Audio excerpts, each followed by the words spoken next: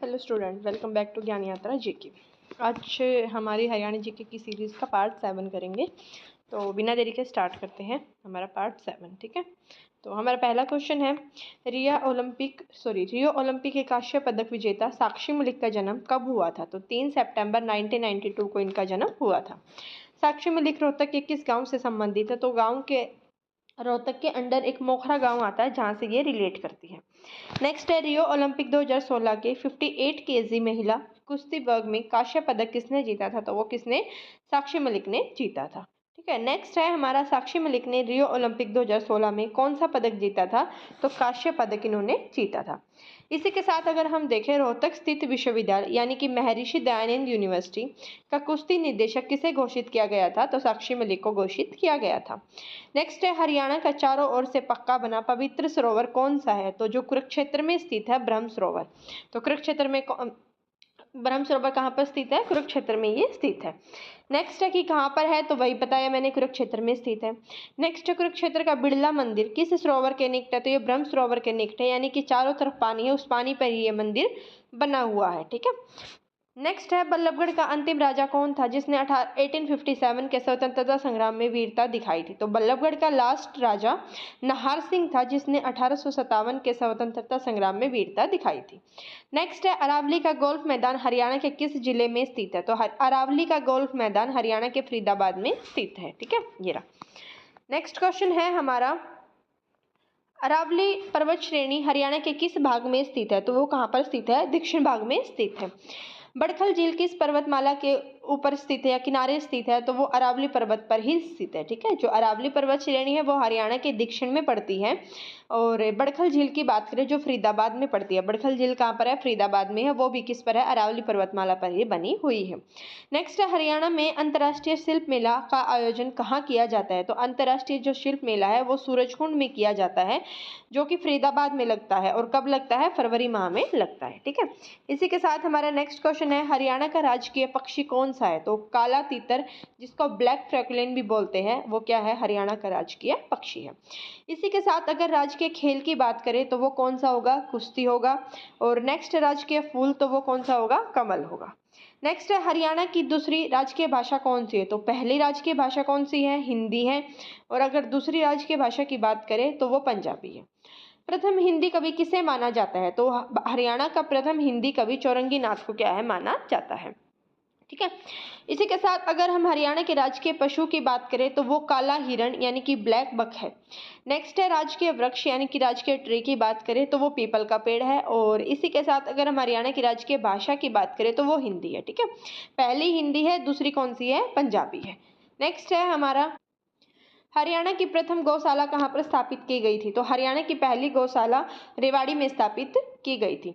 Next है, धर्म की प्रथम शाखा कहाँ पर स्थापित की गई थी? तो वो झज्जर में 1886 में धर्म की प्रथम शाखा स्थापित की गई थी। हिंदी माध्यम की प्रथम पाठशाला कहाँ पर स्थापित की गई थी यानी कि हिंदी लैंग्वेज की? तो वो झज्जर में स्थापित की गई थी। अगर आए कंफ्यूज नहीं होना है, अगर आए धर्म की प्रथम शाला तो झज्जर में 1886 में, और अगर आए हिंदी माध्यम की प्रथम पाठशाला तो झज्जर 1994 में स्थापित की गई थी। ठीक है, नेक्स्ट है हमारा, एक मिनट, कांग्रेस आंदोलन के प्रथम जेल सत्याग्रही कौन थे? तो जो कांग्रेस आंदोलन के प्रथम जेल सत्याग्रही वो बाबू मुरलीधर थे। नेक्स्ट है, हरियाणा केसरी किसे कहा जाता था? तो पंडित नेकीराम शर्मा को हरियाणा केसरी के नाम से जाना जाता था। इसी के साथ अगर हम देखें, हरियाणा निर्माता किसे कहा जाता है? तो बंसीलाल को हरियाणा का निर्माता बोला जाता है। हरियाणा के लौह पुरुष की बात करें तो हरियाणा के लौह पुरुष बंसीलाल को कहा जाता है। वहीं अगर हम हरियाणा के लाल की बात करें कि हरियाणा के 3 लाल कौन कौन से, तो बंसीलाल, भजनलाल और देवीलाल। ठीक है, नेक्स्ट है हमारा, हरियाणा के चौथे लाल कौन है? तो हरियाणा के चौथे लाल मनोहर लाल है। ठीक है, मनोहर लाल खट्टर जो सीएम थे पहले। हरियाणा के प्रथम राजकवि की बात करें तो वो कौन होंगे? उदय भानु हंस क्या है? हरियाणा के प्रथम राजकवि है। हरियाणा का सर्वोच्च साहित्य अवार्ड कौन सा है? तो सूर सम्मान हरियाणा का सर्वोच्च साहित्य अवार्ड है। इसी के साथ अगर हम देखें, सर्वोच्च खेल अवार्ड कौन सा है? तो भीम अवार्ड क्या है? हरियाणा का सर्वोच्च खेल अवार्ड है।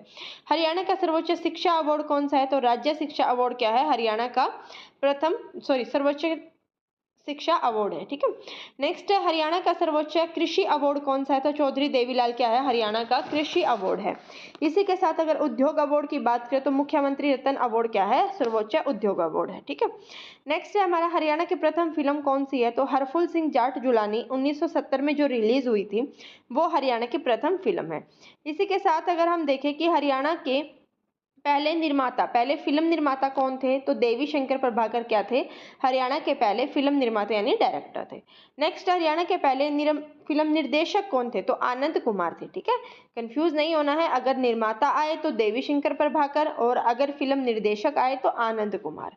इसी के साथ अगर हम देखें कि हरियाणा में सबसे अधिक फिल्मों के निर्माता कौन है, यानी कि सबसे अधिक फिल्में किसने बनाई है? तो देवी शंकर प्रभाकर ने क्या है? सबसे अधिक फिल्में बनाई है। इसी के साथ अगर हम देखें कि हरियाणा में अधिक फिल्मों के निर्देशक कौन है? पहली फिल्म के निर्देशक कौन थे? आनंद कुमार। अगर इसी के साथ हम देखें कि सबसे अधिक फिल्मों के निर्देशक कौन है? तो जयंत प्रभाकर क्या है? सबसे अधिक फिल्मों के निर्माता। नेक्स्ट है हमारा हरियाणा का प्रथम उपन्यास कौन सा है? तो हरियाणा का प्रथम उपन्यास झाड़ू फिरी है। हरियाणा के प्रथम उपन्यास के लेखक कौन है? तो जो पहला उपन्यास है झाड़ू फिरी उसके लेखक राजाराम शास्त्री हैं। हरियाणा के पहले राजकवि कौन थे? तो उदय भानुहंस क्या है? हरियाणा के पहले राजकवि थे। इसी के साथ अगर हम देखें कि हरियाणा के पहले हास्य व्यंग कवि कौन थे? तो हास्य व्यंग कवि की बात करें तो मीर जाफर जटवाली क्या थे? हरियाणा के पहले हास्य व्यंग कवि थे। ठीक है, नेक्स्ट है हमारा किस भूगर्भिक काल में हरियाणा की संरचना में महत्वपूर्ण भूमिका निभाई थी? तो मेसोजोइक काल ने क्या है? हरियाणा की संरचना में महत्वपूर्ण भूमिका निभाई थी। इसी के साथ है हरियाणा में नदी नाले और पहाड़ों का निर्माण कैसे हुआ था? अगर आए संरचना की बात तो मेसोजोइक काल, अगर आए नदी नाले और पहाड़ों के निर्माण की बात तो कैनोजोइक काल आएगा। ठीक है, नेक्स्ट है मोरनी पहाड़ियों का सर्वोच्च शिखर कौन सा है?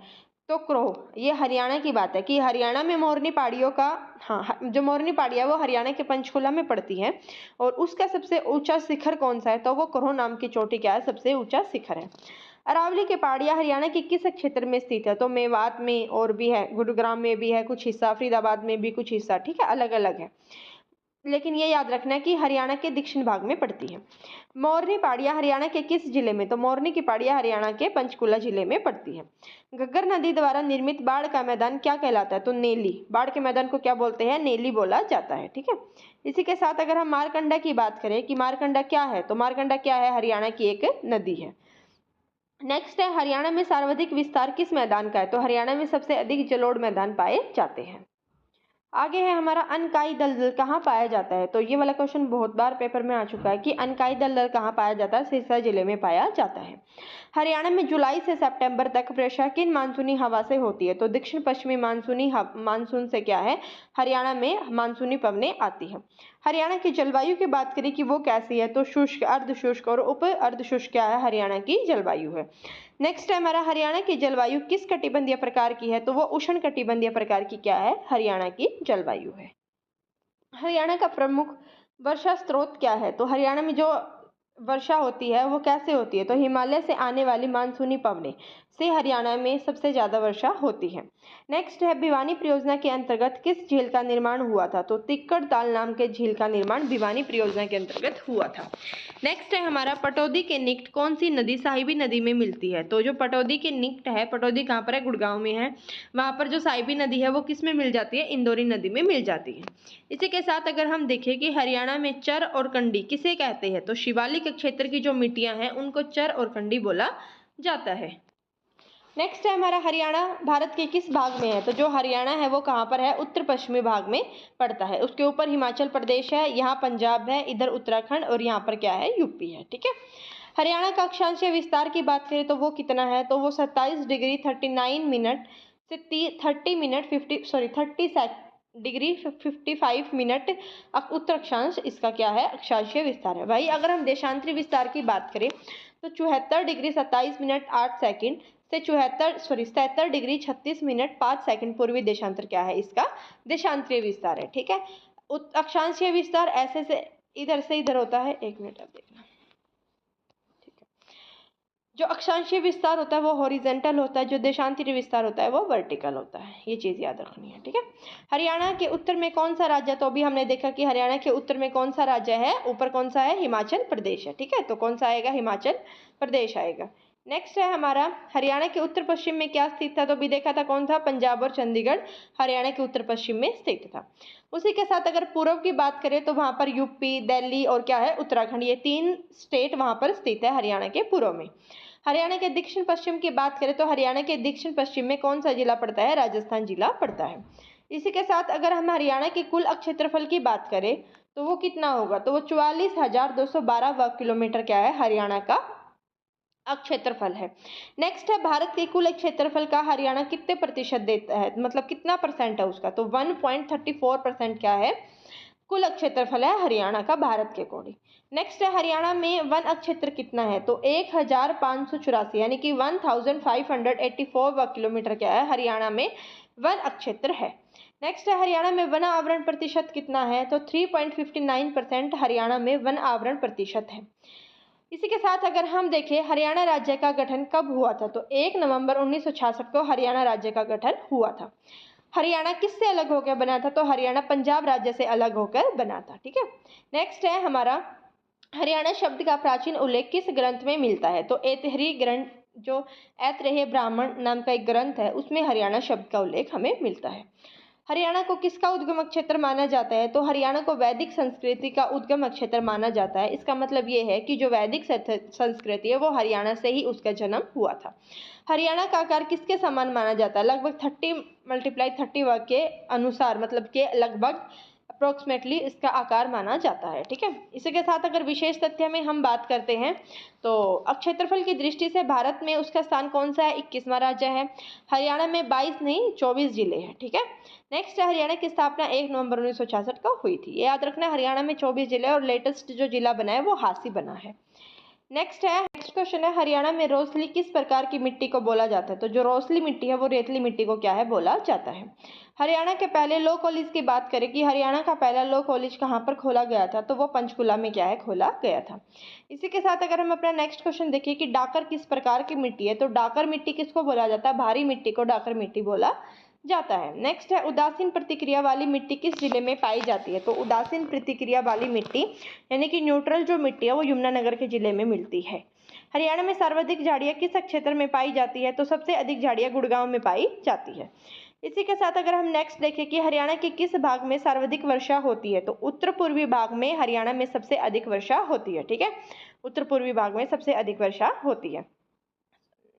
नेक्स्ट है हमारा, हरियाणा में औसत वार्षिक वर्षा कितनी होती है, तो 45 सेंटीमीटर यानी कि 45 सेंटीमीटर हरियाणा में औसत वार्षिक वर्षा होती है। नेक्स्ट है, हरियाणा के दक्षिणी क्षेत्र की पहाड़ियां किसका हिस्सा है, तो हरियाणा में जो दक्षिण क्षेत्र की जो पहाड़ियां हैं वो अरावली पर्वतमाला का हिस्सा है। हमने पीछे पढ़ा था ना कि अरावली कहाँ पर है हरियाणा में, तो दक्षिण पश्चिम में अरावली पड़ती है, ठीक है। कुछ हिस्सा हरियाणा में है और फिर बाकी राजस्थान वगैरह में भी है, गुजरात में भी है, ऐसे। तो हमारी जो सीरीज है पार्ट 7 है वो यहीं पे खत्म होता है, ठीक है। हम आगे नेक्स्ट पार्ट में करेंगे जो क्वेश्चन है प्रीवियस ईयर पार्ट 8 में। और अगर वीडियो हेल्पफुल लगी हो, अच्छी लगी हो तो लाइक करना, शेयर करना, सब्सक्राइब करना।